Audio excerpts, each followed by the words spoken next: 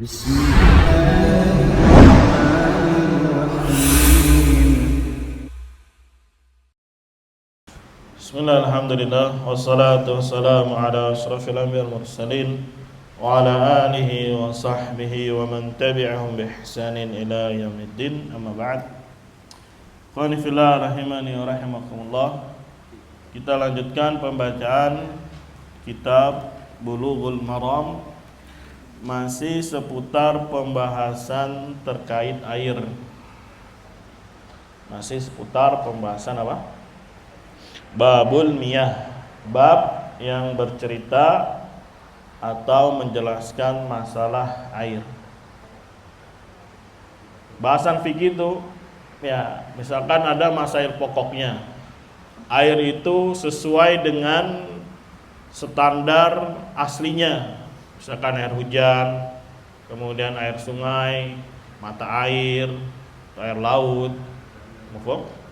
Maka ketika dia sesuai dengan khilqah penciptaan dia, maka ijma itu bisa dipakai. Hanya saja ada dalam hal ini turunan-turunannya. Seperti misalkan airnya sudah bercampur dengan benda yang suci, atau airnya sedikit, ya, atau airnya nanti bekas orang wudu dan seterusnya. Pasti masail turunannya akan terjadi silang pendapat. Jadi pahami pokok masalahnya, ya, dari mana asalnya, kemudian turunannya apa saja. Nah, sekarang kita masuk hadis yang ke-6 kalau di sini. Walaupun terkadang di beberapa nuskhah ya berbeda urutan, tapi isinya sama.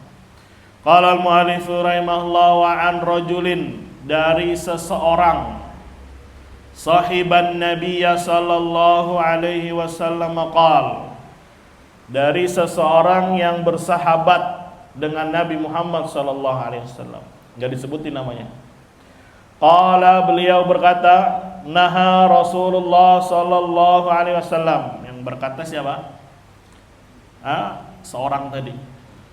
Rasulullah sallallahu alaihi wasallam melarang, naha an tagtasilal mar'atu bi fadlir rajul.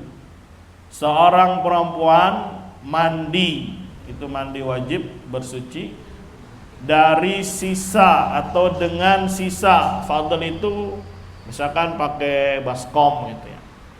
Nah, di situ masih ada air lebihnya atau air sisanya. Ya, Nabi melarang wanita mandi dari sisa air ar-rajuli, dari seseorang laki-laki.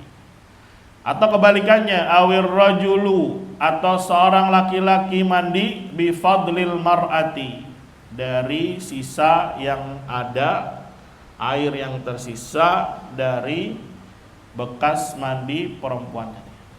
Wal yaktarifa jami'a, dan hendaklah keduanya saling ngambil gitu dengan tangan penuh, nyiduklah, bisa bersama-sama. Akhrajahu Abu Daud wan Nasa'i wa isnaduhu sahih. Hadisnya dikeluarkan oleh Abu Daud dan juga An-Nasa'i dengan sanad yang sahih. Kita ulangi lagi, terus kita ambil faidah yang terkandung di dalamnya. Wa an rajulin, dari seseorang, sahiba artinya bersahabat atau berteman, ya, atau bertemu dengan Nabi Muhammad sallallahu alaihi wasallam. Ya. Berarti di dalam sanadnya ada seorang sahabat tapi tidak diketahui namanya. Yang bercerita namanya Humaid ibn Abdurrahman al-Humairi. Yang bercerita siapa? Humaid ibn Abdurrahman al-Humairi. Dia bercerita, saya dapat hadis, saya dapat ilmu dari seseorang yang bersahabat dengan Nabi. Dalam riwayat lain, dia bersahabat dengan Nabi kurang lebih 4 tahun. Lumayan, 4 tahun ini sudah Masya Allah ya, apalagi kalau yang dari awal ya. Dia bertemu sekali saja dengan Nabi, melihat saja, itu sudah kategori sahabi kalau dia beriman dan mati di atas keimanannya. Ya. Bahkan ketika Nabi wafat, terus ada orang baru belum pernah lihat Nabi datang melihat wajahnya Nabi, kemudian dia beriman, maka dia juga kategorinya apa? Sahabi. Ya, bahkan anak kecil saja masih orok kan nggak ingat dia. Ya, misalkan dulu digendong oleh Nabi Muhammad SAW. Ya, dalam keadaan dia sadar melihat, maka itu pun sudah dikategorikan sebagai apa? Sahabi. Ya, padahal ketika udah gede ditanya gimana wajahnya Nabi, pasti lupa deh. Yang namanya masih apa? Nabi orok, masa inget nggak ada. Umur 2 tahun aja kadang apa? Nggak inget. Ya. Ini kemuliaan berjumpa dengan Nabi Sallallahu Alaihi Wasallam. Jadi yang bercerita Humaid ibn Abdurrahman al-Humairi. Dia bilang, saya dapat hadis dari seseorang yang bersahabat dengan Nabi Muhammad Sallallahu Alaihi Wasallam. Ya, di dalam ilmu mustalah hadis, kalau kondisinya seperti ini tidak disebutkan namanya, itu namanya majhul. Tidak diketahui siapa namanya. Tapi ketika yang majhul adalah sahabi, maka ini tidak bermasalah dalam sanad hadis. Karena semua sahabi udul itu terpercaya. Semuanya mendapatkan rekomendasi dari Allah Subhanahu wa taala radhiyallahu anhu. Ya. Jadi walaupun nama sahabinya enggak disebut, maka tidak masalah. Berbeda kalau di luar sahabi. Misalkan saya dapat hadis dari mana? Si fulan. Bukan si fulan, pokoknya ada lah. Tadi ada orang lewat. Ya, dari siapa beritanya? Tadi ada, pokoknya dari ibu-ibu.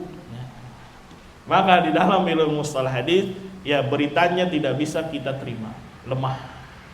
Karena tidak bisa dipertanggungjawabkan. Ya, dari siapa beritanya? Tadi anak kecil lewat. Ya, siapa juga nih anak kecil? Ya, tidak disebutkan namanya, disebut majhul. Bisa dipahami ya? Enggak diketahui siapa orangnya. Tapi ada istilah yang namanya mubham. Mubham itu ada namanya, misalkan namanya Abdullah. Tapi Abdullah di masa itu ada 3 orang, ada 2 orang. Nah, yang mana itu? Abdullah yang mana? Kalau dua-duanya thiqah, maka enggak masalah hadisnya. Kalau dua-duanya apa, misalkan ada 2 orang namanya Abdullah, saya dapat hadis dari Abdullah, bas gitu aja selesai. Ya, ternyata di masa itu di tingkatan tersebut ada 2 orang namanya Abdullah sama-sama thiqah, maka nggak masalah hadisnya.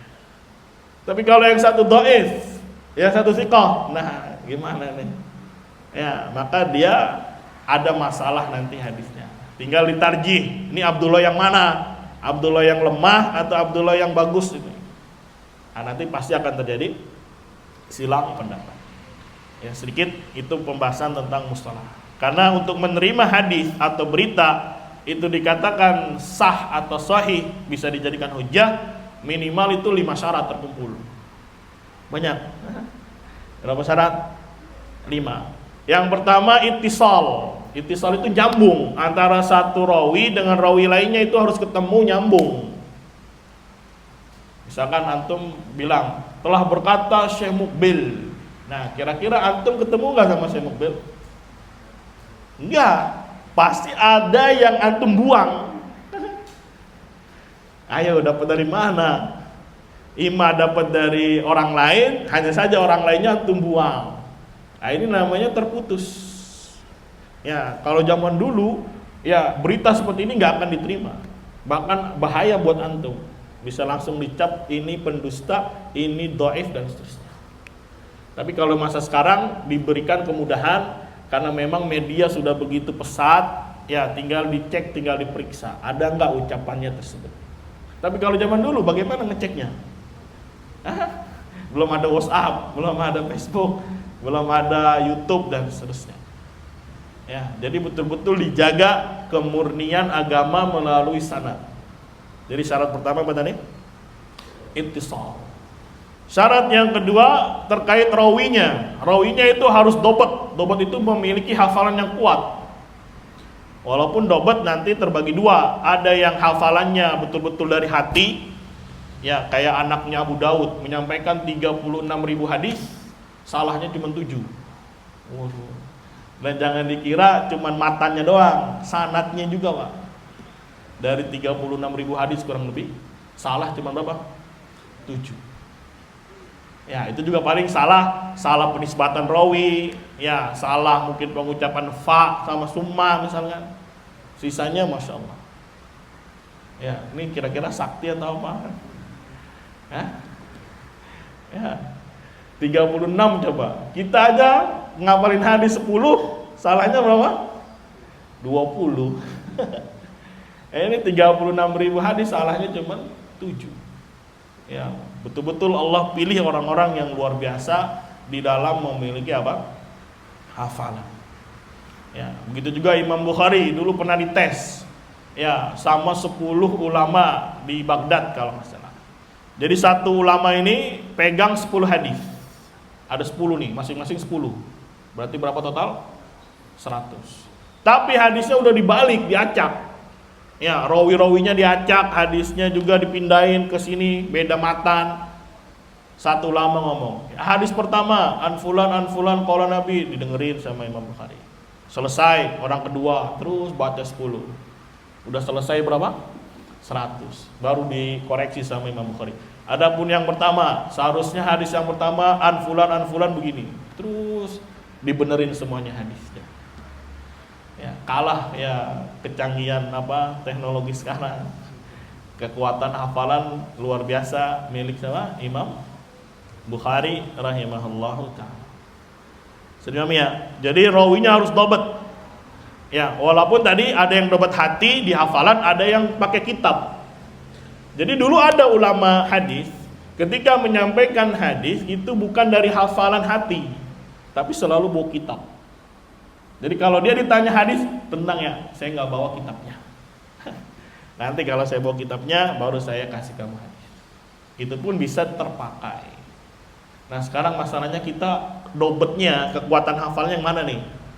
Hati atau apa? Buku. Ya jangan nggak punya dua-duanya nih, hati nggak punya, buku juga apa? Nggak punya. Udah kalau di masa dulu udah langsung blacklist udah itu. Ya, tidak akan diterima hadisnya, tidak akan diterima berita yang dia sampaikan. Karena begitu ketat memang di masa dahulu. Ya, kalau sekarang sudah terbukukan memang. Kalau ada orang ngomong bla bla bla, tinggal cek aja sumbernya. Tapi kalau zaman dulu untuk menjaga kemurnian Islam melalui itu. Jadi betul-betul ketat untuk memeriksa sebuah hadis. Yang ketiga, rawi itu harus adil. Adil itu terkait dengan kepribadian yang berujung pada ketakwaan dan wara. Maka dia harus terhindar dari segala macam bid'ah dan juga perbuatan fasik. Itu dosa-dosa besar. Berat. Ya. Jadi itulah fiqh, itulah adil. Jadi dia terjaga dari segala macam kebid'ahan. Walaupun nanti ada yang melakukan kebid'ahan tapi masih bisa dianggap hadisnya dengan persyaratan-persyaratan yang ketat. Ya, misalkan nanti Imam Bukhari kok meriwayatkan dari orang Khawarij, meriwayatkan dari orang Murji'ah, dari orang Qadariyah, dari orang Syiah. Nah, itu nanti ada ketentuannya. Kenapa beliau ambil dari mereka? Itu pembahasan lebih khususnya di mana? Di mustalah. Tapi al-muhim rawinya harus adil tadi. Betul-betul orang-orang yang menjaga ketakwanya, bagus akidahnya, ya dan seterusnya. Maka yang seperti ini bisa diambil. Ya, bahkan dulu orang-orang fasik saja nggak bisa diambil hadisnya. Ya, orang sudah punya feeling gitu, sudah punya mindset tertanam. Kalau dia pelaku maksiat maka nggak akan diambil hadisnya. Ya, soalnya masih banyak ulama-ulama yang besar. Terkalahkan mereka dengan nama-nama yang harum dari para ulama. Nah, yang keempat itu tidak boleh ganjil atau syadz. Apa itu ganjil? Misalkan ada hadis 1, tapi jalannya ada 10. Ya, yang satu bilang misalkan hadis gerhana, kemarin sholat gerhana. Berapa gerhana sholatnya berapa rakaat? 2. Itu banyak riwayat, mafhum? Ya, semua riwayat itu bilang 2 rakaat. Tapi ada satu riwayat bilangnya 3 rakaat. Nah, berarti dia ganjil sendiri.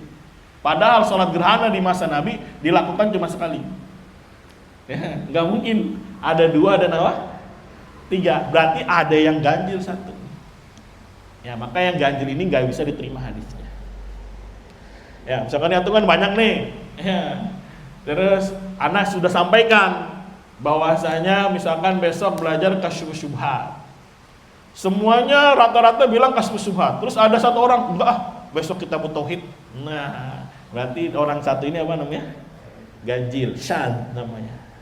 Ya, untuk kasus ini dia ditolak hadisnya. Tapi bisa jadi dalam kasus yang lain belum tentu ditolak. Jadi untuk kasus yang ini saja dia ditolak, kenapa? Karena dia menyelisih yang lain. Ya, misalkan dia makan bakwan 7, dia ngakunya 2. Ini orang syadz ini. Sedih apa ya? Orang makannya 7, dia ngakunya berapa? 2. Yang kelima, ya tidak boleh cacat. Jadi ada hadis cacat. Misalkan kita anggap ini bersambung, nggak taunya setelah diteliti, wah ternyata putus, dia nggak ketemu. Ya, terkesan dia bersambung, nggak taunya apa? Cacat, putus. Dan ini memang tidak bisa dilihat dengan kasat mata saja. Perlu dikumpulkan jalan-jalannya. Sehingga apa? Ya, dia bisa tahu cerita ini rusak. Dan ini sering terjadi di tengah-tengah kita. Ya, misalkan tersebar berita tentang si fulan bla bla bla bla bla. Tersebar ma'ruf. Tapi karena antum tahu kisahnya, tahu berita yang sebenarnya karena memang mengalami atau masuk di dalam cerita itu juga, ada orang cerita kepada antum, antum dari mana cerita ini? Bukan begitu. Ada yang rusak nih cerita ini. Nah, yang seperti ini memang harus dikumpulkan jalur-jalurnya. Gak sembarangan orang tahu cacat sebuah hadis. Ya, karena dia seperti kanker gitu ya. Kelihatannya sehat, nggak taunya di dalamnya ada apa? Penyakit. Begitu juga di berita, begitu juga di dalam hadis. Seakan-akan hadisnya bagus, nggak taunya setelah diteliti lebih lanjut ada yang rusak di dalamnya. Ya, pernah kan atau misalkan satu masa gitu, kok beritanya begini, padahal nggak begini. Ya, dan banyak terjadi di media sosial. Misalkan si ustadznya lagi kena kasus umroh haji, kan? Itu banyak yang lainnya pada nolong, nggak begitu ceritanya. Wah, itu rusak berita itu. Ya, tapi nggak bisa kita terima karena yang ngomong bukan ahlinya, bukan namanya. Ya, al-muhim nanti dibahas lebih detail di mustalah. Ya, kurang lebih begitu.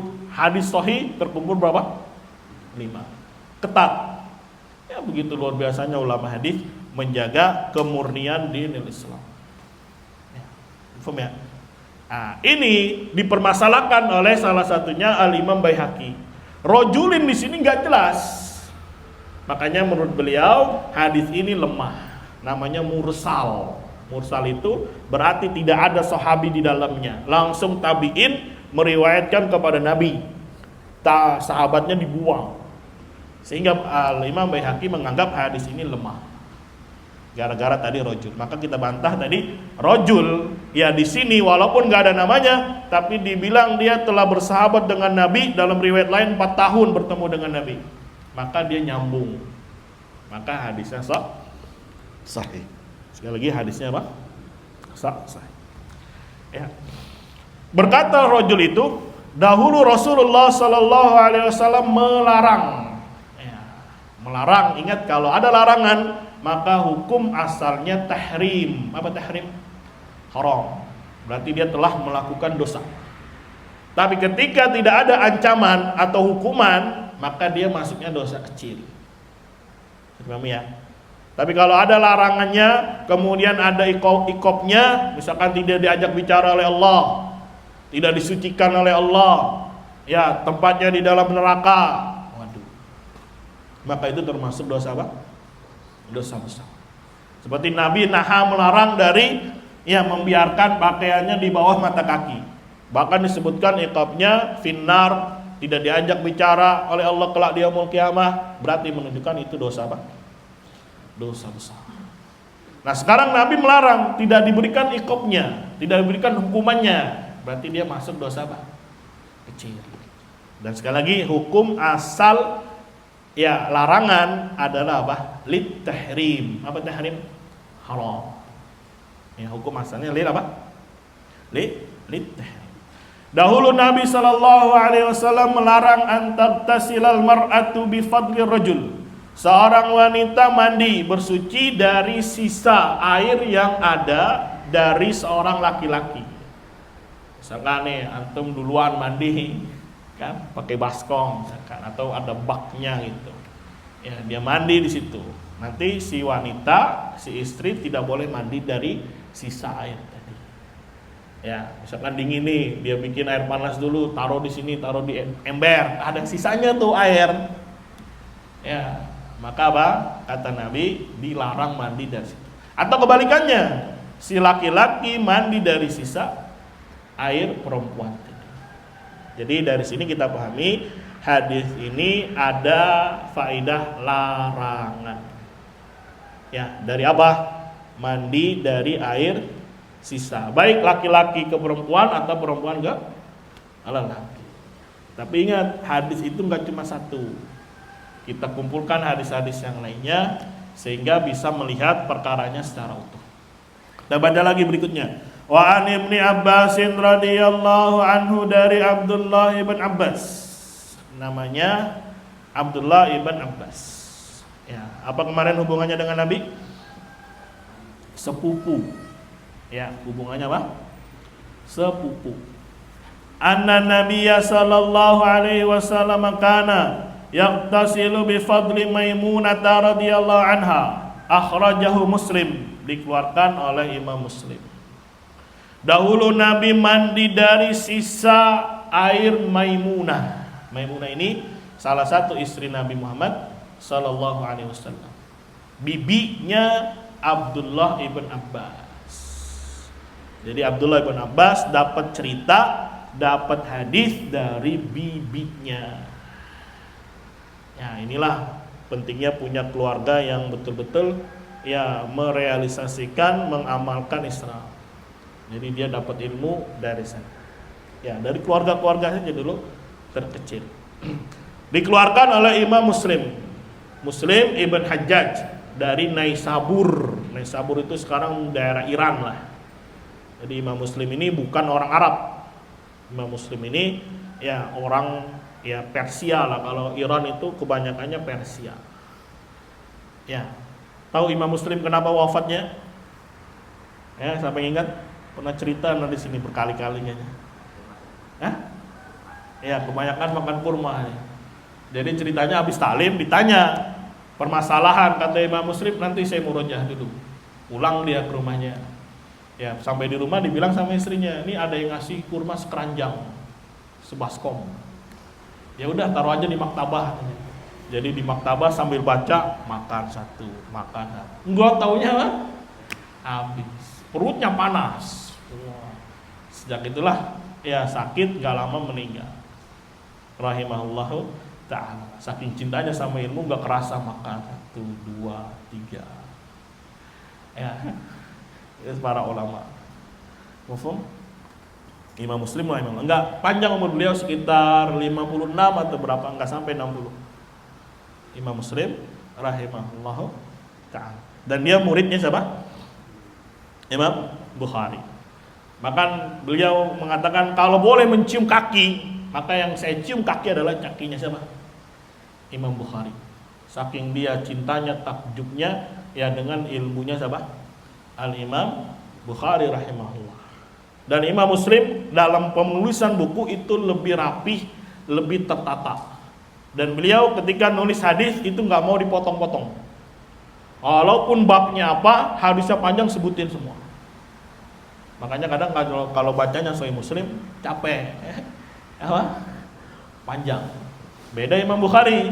Imam Bukhari dipotong, ambil intinya aja. Misalkan bab ini, intinya mana hadisnya? Ya udah ini sampai situ aja, nggak panjang-panjang. Ya, ada panjang mungkin di kitab yang lainnya, kayak di Adabul Mufrad atau yang lainnya, atau ada juga di dalam Sahih Bukhari di bab yang lain. Tapi kalau Imam Muslim di sini sudah disebutkan panjang, di sini sebutin lagi.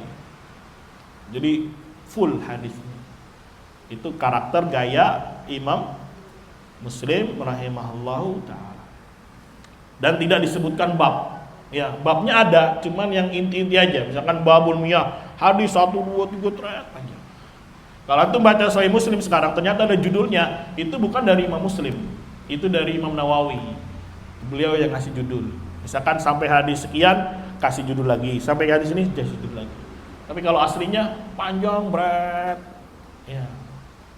Mafhum. Tapi kalau Imam Bukhari kasih bab satu hadis, kasih bab satu hadis, kasih bab dua hadis. Nah itu masing-masing punya karakter, masing-masing punya karakter. Dan jangan antum pahami ketika hadisnya sama antara Bukhari dan Muslim berarti sanadnya juga sama, belum tentu. Kan kita sering dapat muttafaqun alaih. Apa muttafaqun alaih? Ya, diriwayatkan Bukhari dan Muslim. Belum tentu sanadnya sama. Bisa jadi beda. Karena zaman dulu ketika sudah ada sebuah hadis dikeluarkan, dibukukan, ya maka imam-imam yang lainnya berusaha mengeluarkan tapi tidak melalui jalur yang sama. Dalam rangka apa? Memberikan faedah yang lain. Ternyata hadis ini juga diriwayatkan oleh fulan dan fulan. Ya, jadi biar nggak dikira nyeplak itu? Plagiat. Ya, itu serunya belajar apa? Hadis. Apalagi kalau sudah bahas. Biasanya kan kita bahas satu rawi ya. Satu rawi kita bahas, lagi rawi berikutnya. Itu nggak kerasa kadang. Misalkan dari Ba'da Isya itu. Sampai teman ada Ba'da Isya dia nyatet nyari hadis, dia target 2 jam. Enggak taunya udah azan. Allahu Akbar, Allahu Akbar. Loh, azan apa nih? Enggak taunya azan pertama subuh. Saking nikmatnya untuk mencari berita atau cerita tentang rawi. Karena kadang ada aja seru, kita lagi baca rawi ini, ada ceritanya dia panjang dulu. Wah, baca dulu lah penasaran. Enggak taunya sudah azan apa? Adzan pertama dari Isya. Enggak kerasa. Saking nikmatnya apa? Membaca atau menelaah. Nah, hadis ini mengesankan boleh mandi. Sedangkan hadis di atas dilarang. Nah, begitu.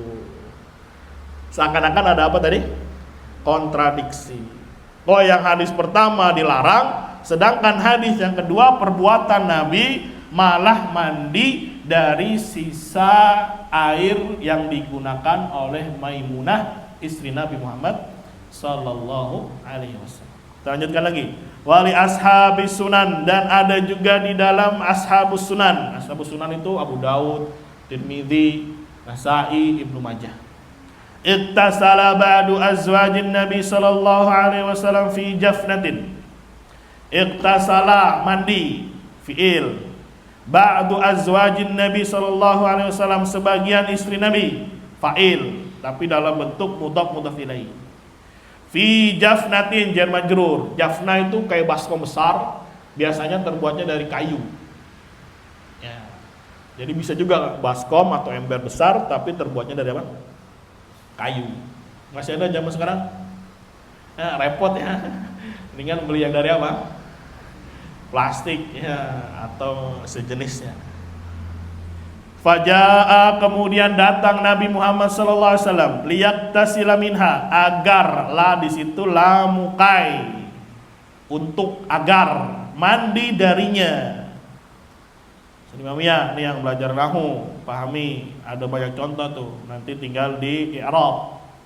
Faqalat lahu, maka salah satu istri beliau berkata kepada Nabi, inni kuntu junuban, sesungguhnya aku tadi mandi junub. Mandi apa? Junub.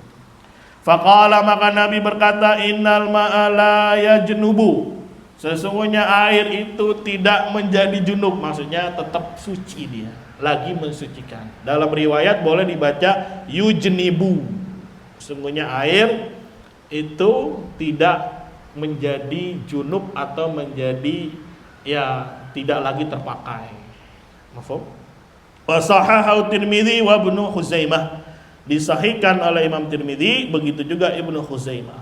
Nah, dari dua hadis ini kita dapati hadis pertama melarang, ternyata hadis kedua Nabi malah melakukan. Ya, kayak kemarin yang belajar Umdatul Ahkam, Nabi melarang menghadap kiblat atau membelakangi kiblat ketika buang hajat. Gak taunya dalam hadis yang lainnya Nabi malah menghadap atau membelakangi. Nah, bagaimana sikap kita mengambil hukum dari sana? Nah, Sedami ya, alur ceritanya. Ya, hadis pertama tentang apa? Larangan. Seharusnya larangan memberikan faedah apa tadi? Tahrim, haram. Nabi sendiri malah mengerjakannya. Bukan berarti Nabi tanakut, kontradiksi. Ngomong A tapi perbuatannya enggak. Karena apa yang dilakukan Nabi, apa yang diucapkan Nabi, pada hakikatnya sedang memberikan pengajaran syariat. Ya, Nabi dibimbing, Nabi diberikan taufik oleh Allah Subhanahu wa taala. Sebenarnya beda kita ngomongnya A, katanya perbuatannya Z. Jauh. Terus dia bilang, "Saya manusia biasa," kata dia, dan seterusnya. Ya, beda. Mafhum, Nabi memiliki keistimewaan, diangkat menjadi rasul, harus kita taati. Tidak boleh didustakan, tidak boleh dimaksiati. Paham nih alurnya, alur ceritanya antara hadis pertama dengan hadis keberapa? Kedua. Nah, baru kita ambil pokok masailnya. Masail yang pertama, hukum bersuci seorang laki-laki dengan sisa air dari wanita atau perempuan. Apa masail pertama? Hukum ya bersuci laki-laki dari sisa air perempuan. Ya, misalkan tadi dia mandi pakai ember atau baskom gitu, atau ember besar, nggak taunya masih ada sisanya. Ya, boleh nggak kita pakai? Paham masalahnya? Ya, walaupun belum nikah ya, ini ilmu dulu aja ya, masih kecil-kecil ini juga santri, ilmuin aja dulu. Ya, nanti nikahnya mah juga ada waktunya insyaallah. Ya, ngapain Ustadz belajar gini, kita kan belum punya istri ya. Mafhum, ini ilmu dulu, kata Imam Bukhari apa? Al ilmu qabla al qawli wal amali. Ya, makanya harus semangat biar cepet apa? Ya, padahal kalau zaman dulu ya, orang-orang nikahnya itu cepet-cepet ya. Ada yang laki-laki umur 15 sudah apa? Sudah nikah. Ya, ini 15 kayak masih ya bocah. Dulu ingat waktu lulus SMA apa pengen nikah, kata si nenek gitu. Ya, lu kencing masih bengkok aja mas, pengen. Kencing masih bengkok itu. Ya, udah di framingnya jelek. Padahal si nenek aja dulu nikahnya lulus SD atau umur 12 udah apa? Udah nikah. Ya. Dulu di Mongol ya, Maju juga habis sering baca kisah Mongol. Di Mongol itu ada tradisi kalau laki-laki udah umur 10 tahun itu harus nyari calon istri. Waduh, di 10 tahun ya harus nyari apa? Calon istri. Nanti kumpulnya ya kalau sudah dia balik baru boleh.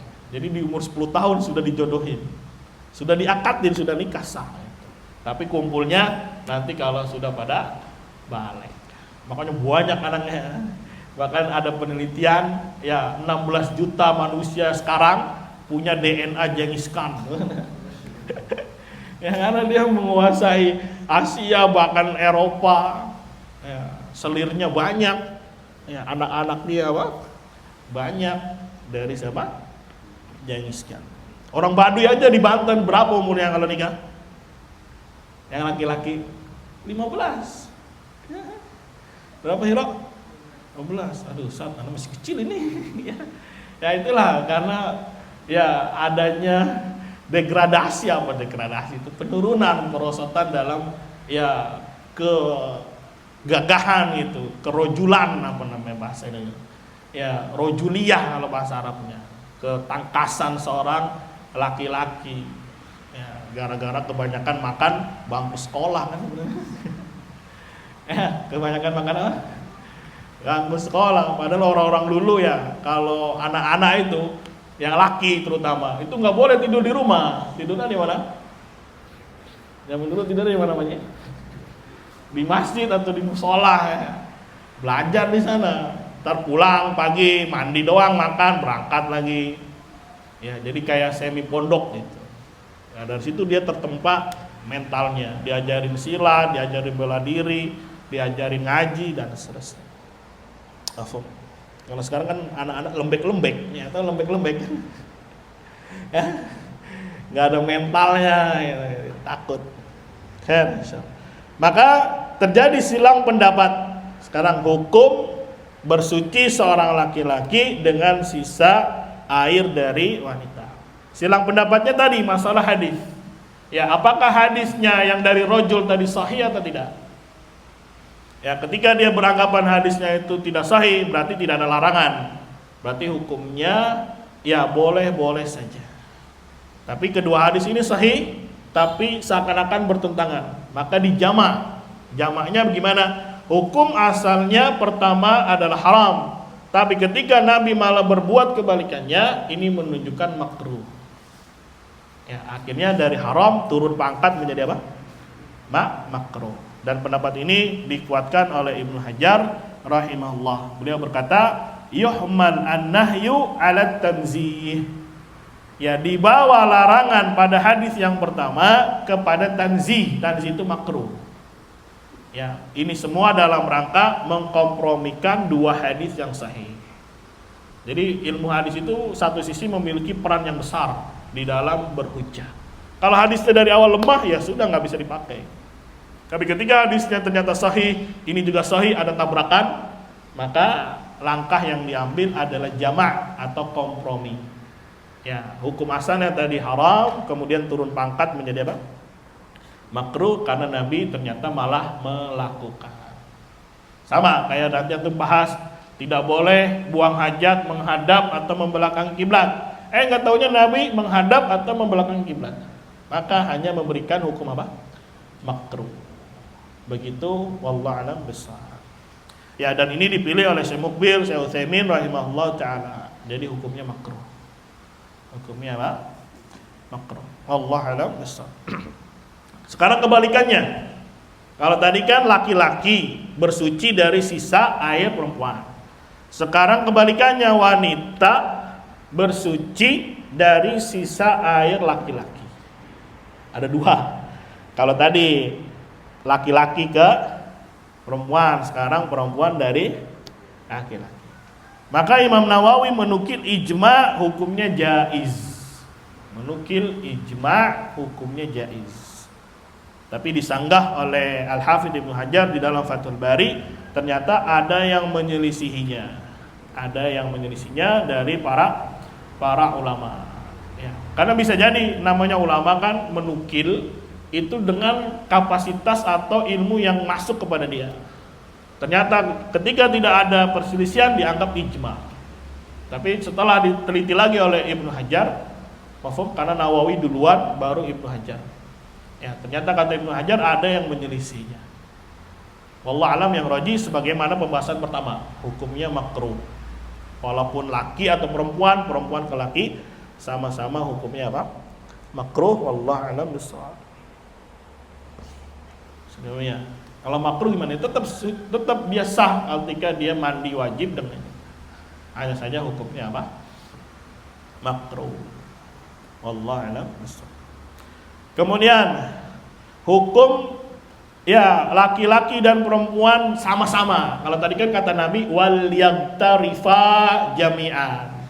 Kalau sisa nggak boleh, tapi kalau bersama-sama kata Nabi silahkan. Ya bersama-sama ini tentu yang mahram ya, jangan diambil ya yang lain, ya kacau nanti rusak. Jadi pembahasan ketiga apa? Laki-laki dan perempuan bersama-sama menggunakan bejana yang satu, sama-sama saling sidu. Ya, ini pembahasannya 18 tahun ke atas atau enggak? Ya, ilmu dulu. Ya. Boleh seorang mandi. Bahkan dinukil oleh Imam Nawawi ijma jaiz, hal tersebut boleh hukumnya. Ya, tapi kata Ibnu Munzir, ya Abu Hurairah melarang. Abu Hurairah melarang. Tapi penukilan dari Abu Hurairah hadisnya lemah, atau penisbatan kepada Abu Hurairah itu lemah. Jadi kembali ke hukum asalnya, bahkan perintah dari Nabi wal yaghtarifa jami'an. Maka keduanya saling ya siduk atau mengambil dari satu bejana bersama-sama. Itu hukumnya jaiz. Hukumnya apa? Boleh. Maka di dalamnya ada ya bentuk harmonis antara suami dan istri. Wallahu a'lam.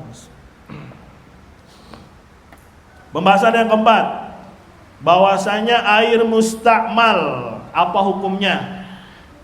Apa itu air mustakmal? Ya, air bekas wudu. Air bekas apa? Bekas wudu disebut mustakmal. Kalau kemarin di awal-awal pembahasan, dia masuknya silang pendapat. Ada yang bilang tahir, ada yang bilang masih tohur. Ini om ya. Karena air tahir menurut mereka yang membagi air jadi tiga, air tahir, najis atau tohur dan najis. Apa itu air tahir? Air yang pertama kena bercampur benda yang suci juga. Menurut mereka itu menjadi apa? Tahir.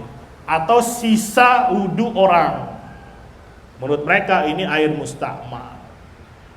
Ya, nanti efeknya banyak ke depan. Karena air mustakmal kalau menurut mereka itu adalah ya tahir, berarti wudu dengannya nggak sah. Ini salah satu efek dari silang pendapat. Tapi sebagaimana di awal kita sudah pilih yang rajih wallahu alam, air itu cuma dua. Kalau enggak tahur berarti apa? Najis. Terus dibantah. Adapun air yang bercampur dengan apa? Dengan benda tahir memang dirinci. Kalau sampai menghilangkan zat ya apa namanya zat asli air sehingga berubah nama, ya memang dia bukan air lagi. Misalkan air bercampur dengan benda suci susu. Jadi apa kalau bercampur susu? Ya susu. Kalau bercampur kopi ya bukan air lagi. Berarti memang nggak bisa dipakai untuk bersuci. Sprite ini putih nih, ya. Tapi dia bukan lagi air, dia namanya Sprite. Walaupun putih. Ini kan putih Ustaz, ya nggak bisa. Dia bukan lagi air. Dia sudah ganti nama jadi apa? Sprite. Ya, tapi ada juga benda-benda yang suci walaupun bercampur nggak masalah. Misalkan air bercampur tanah, karena dua-duanya suci dan mensucikan, maka tidak masalah. Boleh dia berwudu dengannya.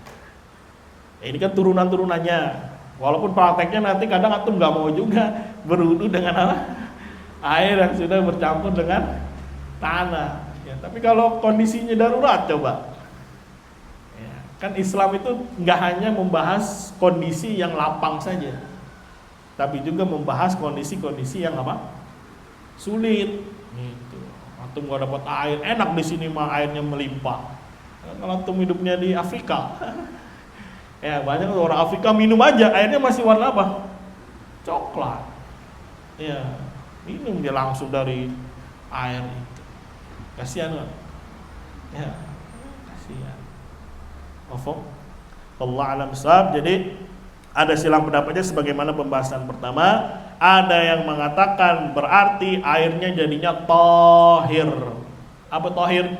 Hanya suci tapi tidak mensucikan. Ya, pendapat yang kedua, dia mazala mutahhira, maka dia masih dianggap tahur, suci lagi mensucikan. Salah satu dalilnya adalah surat An-Nisa ayat 43, falam tajidu ma'an fatayammamu sa'idan tayyiba. Maka kalau dia tidak dapat air, maka bertayamumlah dengan sa'idah, benda yang ada di permukaan tanah yang bagus. Nah sekarang air ini ada gitu. Ya berarti nggak boleh pindah tayamum selama itu masih air ada, walaupun dia bekas wudu orang. Ya, walaupun mungkin prakteknya juga antum mau nggak? Misalkan Usama nih, ada hero wudu ditampung gitu, pakai keran ditampung di ember. Itu air mustakmal itu di ember, masih suci mensucikan, ya nggak apa-apa dipakai. Mau Usama? Nggak mau. Walaupun ya Syekh Utsaimin menganggap makruh jadinya. Tapi makruh juga tetap masih bisa dipakai dan bisa digunakan untuk mengangkat hadas. Ya, kan nggak apa-apa airnya, emang airnya kotor, airnya najis, enggak kan? ya sudah, berarti kalau nggak najis airnya masih apa? Suci lagi, mensucikan. Itu masalah air aja ya betul-betul dibahas di dalam din Islam. Begitu juga kata Nabi, al-ma'u tahur la yunajjisu syai'. Air itu tahur, tidak ada sesuatu yang bisa membuatnya jadi najis. Ya, apalagi manusia nggak najis. Ya, istri nggak najis. Ya, masa istri najis gimana? Ya, dan juga dalam beberapa riwayat Nabi mandi bersama istrinya atau bekas air dari istrinya. Itu salah satu dalil yang kuat menyatakan bahwasanya air mustamal itu masih teranggap apa?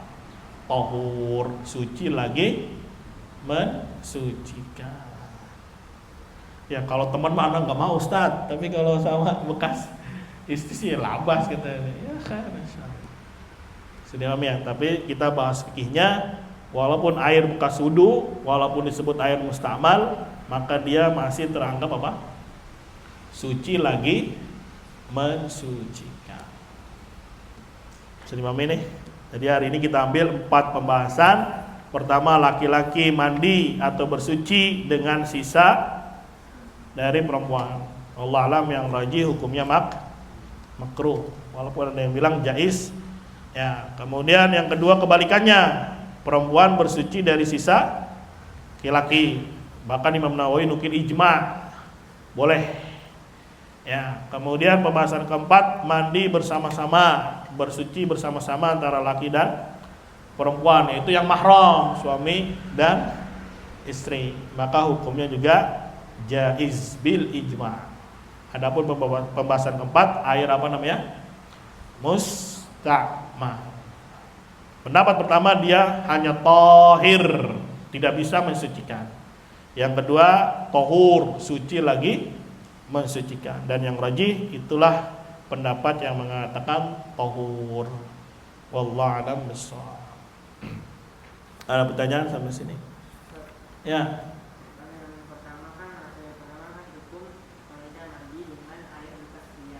Ya. Itu air bekas mandi pria atau bekas air apa? Bekas apa? Sisa air pria aja atau bekas mandi aja? Bekas. Coba ulangi pertanyaannya. Kalau makan masa yang pertama kan hukum buat wanita mengambil air kita. Yang pertama laki-laki dulu. Laki bersuci dari sisa. Ya. Itu sisa air wanita, sisa air bekas wudu atau sisa air bekas? Sama saja, mau bekas wudu, mau bekas mandi wajib, yang penting dia masih ada airnya. Mungkin diambil ember atau baskom, kemudian dituangin air hangat, mungkin dicampur, nggak taunya masih apa? Sisa. Nah, itu. Ya, walaupun tadi sebutnya air mustakmal.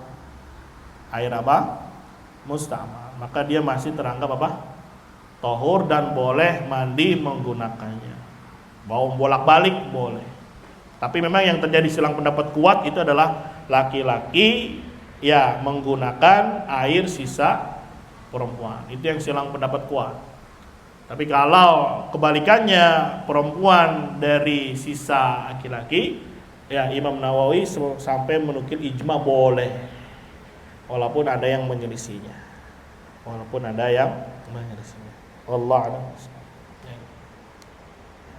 ini yang dimaksud dari air sisa mandi itu apakah mandi yang ada saja, bisa mandi seperti biasanya atau mandi wajib? Ya sama aja, mau dia mandi biasa atau mandi dari junub. Ya, yang penting ada sisa di situ yang dia gunakan. Karena kan air sisa misalkan dia mandi cebur kan kena kulit misalkan, pasti ada yang jatuh ke situ. Atau dia tangannya masuk ke situ. Ya, ini kalau yang orangnya hulu sekali kan nanti nggak boleh mandi. Ya, bahkan sampai hulunya kalau mesin cuci, ya cuci baju di mesin cuci, ya katanya bajunya belum suci. Ya, sampai dikasih tutorial. Jadi dimasukin dulu pakaiannya, kemudian direndam. Baru air rendamannya diapain? buang dulu. Karena dengan anggapan bajunya itu najis. Ya, najis bersama air, maka airnya menjadi apa? Najis. Dengan alasan airnya juga kurang dari dua kula. Padahal anggaplah ada najisnya ya pakaian. Apalagi ini masih zon, ada nggak najisnya kira-kira?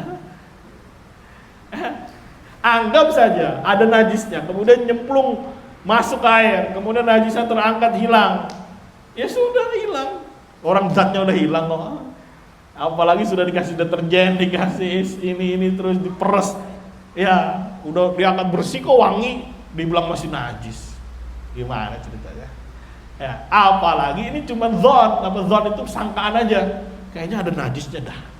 Ya, maka kembali ke hukum asal, pakaian, apalagi air, tanah, hukum asalnya adalah suci. Selama dia tidak melihat ada zat najisnya di situ.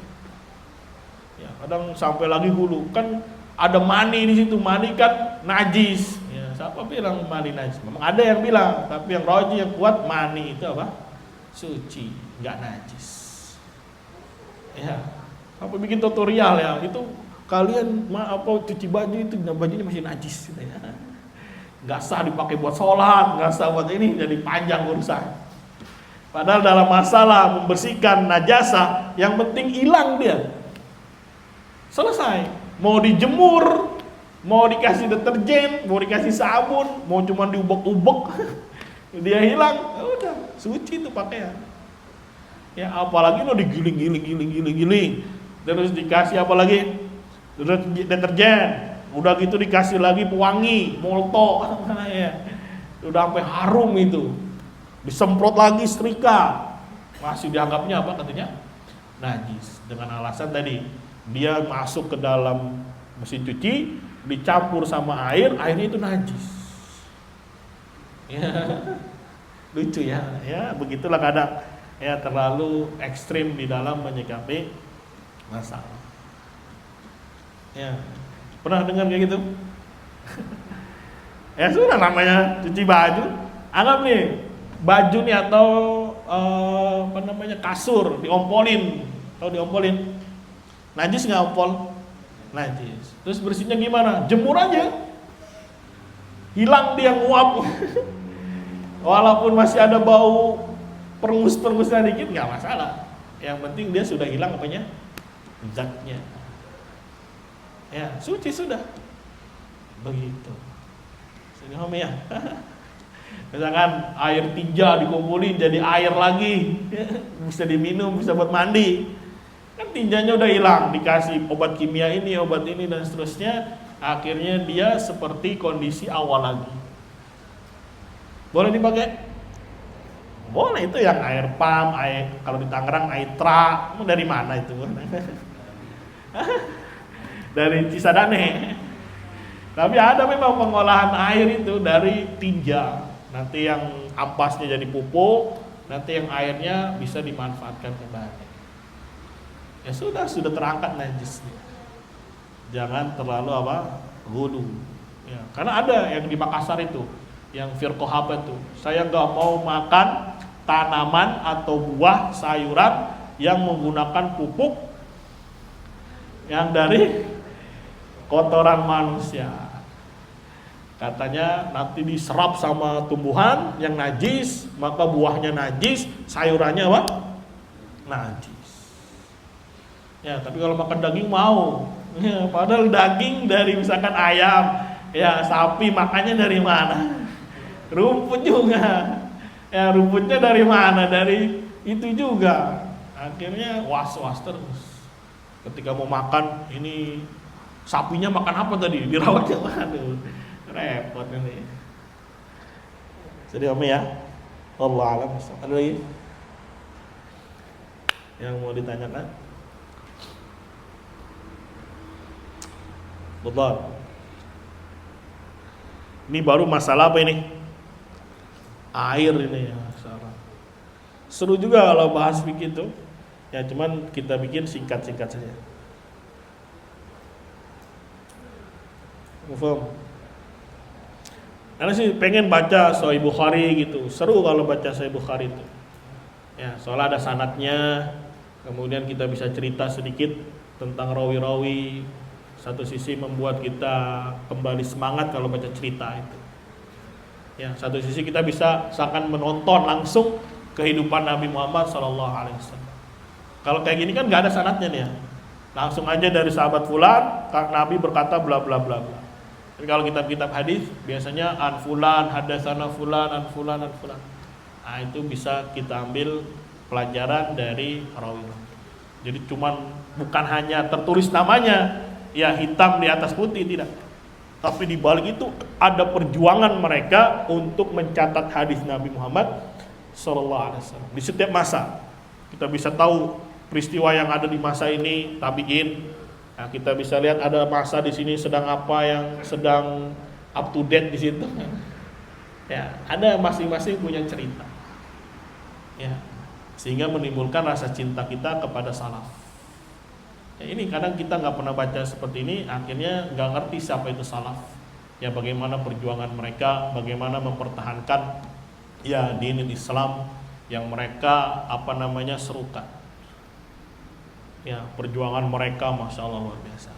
Ya, sempat juga ada cerita dulu kan, ya Imam Nasai itu ya untuk mempertahankan akidah, melawan orang-orang Khawarij dan seterusnya, sampai diapain beliau? Digecek.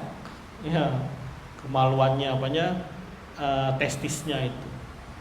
Padahal umur udah 80 lebih.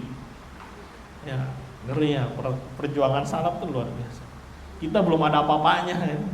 Ya, ujian itu masih ya seujung kuku juga kayaknya nggak ada. Ini sampai dipegangin, diperkusi, dipukulin sampai testisnya digecek. Ngilu yang dengerinnya. Apalagi ngerasain itu. Ya, akhirnya beliau dikubur katanya kila itu katanya antara Safa dan Marwah. Kan ada bukit tuh Safa dan Marwah. Ya, di daerah situ dulu banyak kuburan. Kemudian sekarang sudah diangkut, sudah dihilang. Dulu di situ ada pemakaman. Ya, Imam Nasai di situ, kila dikuburkan di sana. Imam Nasai rahimahullahu ta'ala. Baca kisah Bukhari, ya kisah-kisah imam yang lain. Seru, bisa mengambil ibrah. Cukup atau ada lagi? Cukup ya. Semoga hari ini bisa diambil beberapa faedah. Wallahu a'lam bishawab. Kita akhiri subhanakallahumma wa bihamdika asyhadu an la ilaha illa anta astaghfiruka wa atubu ilaik. Wassalamualaikum warahmatullahi wabarakatuh.